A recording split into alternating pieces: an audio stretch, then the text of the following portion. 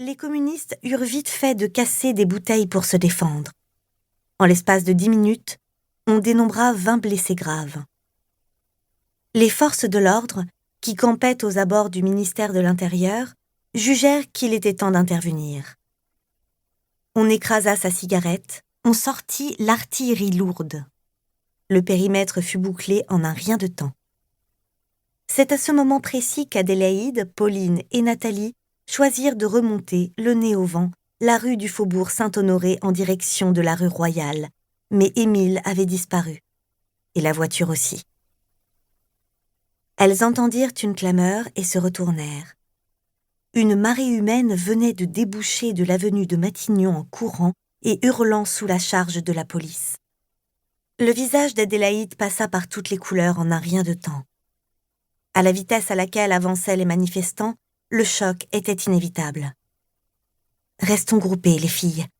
Dieu seul sait ce qui pourrait arriver si nous étions séparés. » Nathalie remarqua la manœuvre d'un garçon de café à l'angle de la rue d'Anjou, qui baissait son rideau de fer à grands coups de manivelle désordonnés. Elle saisit la main de Pauline dans la sienne. « Essayons de rejoindre cette brasserie, Madame Kermadec. Nous y serons à l'abri. » Elles ne firent pas 2 pas. La route leur fut coupée par un escadron sifflant de policiers. Les matraques tournoyaient si vite qu'on aurait cru des serpents sinueux. « Nous allons prendre un coup », gémit Pauline en s'accrochant à sa boîte à chapeau, comme s'il s'agissait d'une planche de salut. Le flot s'épaissit encore. Les 3 femmes furent bientôt prises en tenaille entre les communistes et les camissiers nérés, qui trouvaient moyen de se taper dessus tout en prenant la fuite. Ballottées en tous sens, elles perdirent en un rien de temps leurs chapeaux, leurs épingles à cheveux et les petits paquets que les filles de Madame Lanvin avaient si joliment confectionnés. La police tabassait sans distinction Français et Italiens. Il y eut un mouvement de panique franc quand les fuyards se rendirent compte que les forces de l'ordre avaient installé un cordon depuis la place de la Madeleine jusqu'au ministère de la Marine. La nasse se refermait. « On va y passer », dit Adélaïde Kermadec. Elle enveloppa de ses bras les 2 jeunes filles et les attira à elle. Il fallait absolument se désinsérer du flot, mais dans la confusion, les 3 femmes ne savaient de quel côté se tourner.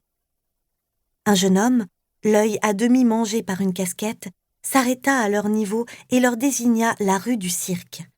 « Filez par là, les filles. Les poulets n'y sont pas. Ils ratissent place Beauvau. » Il leur envoya un baiser du bout des doigts et fila casser une vitrine. Les filles. Adélaïde Kermadec était trop commotionnée pour réagir. Nathalie de Tresnel, qui avait toujours eu le sens de l'initiative, entraîna Pauline et sa mère dans la direction indiquée par le jeune homme.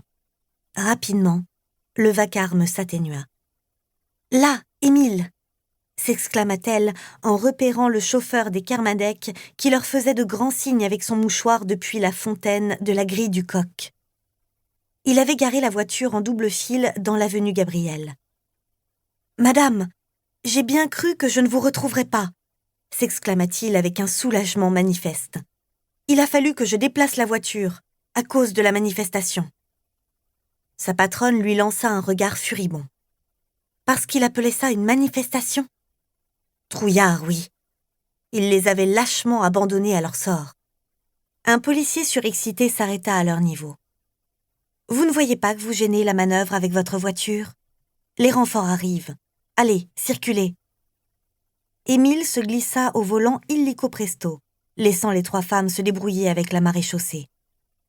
Ce fut le coup de grâce pour Adélaïde Kermadec, qui se haussa sur ses talons et agrippa le bonhomme par la pèlerine. « Savez-vous à qui vous avez affaire, jeune homme ?» Le policier, qui ne s'attendait pas à ce qu'on l'interpelle, prit un air stupide pour examiner la femme qui s'adressait à lui. Adélaïde poursuivit. « Je suis l'épouse de Victor Kermadec, l'un des conseillers d'Édouard Daladier. Ce dernier nom vous dit quelque chose tout de même. » Elle se tourna vers sa fille et son ami. « Il est idiot, nous voilà bien servis. » Des hurlements fusèrent en provenance de l'avenue de Marigny. Un cri de guerre retentit. « À bas la poulaille!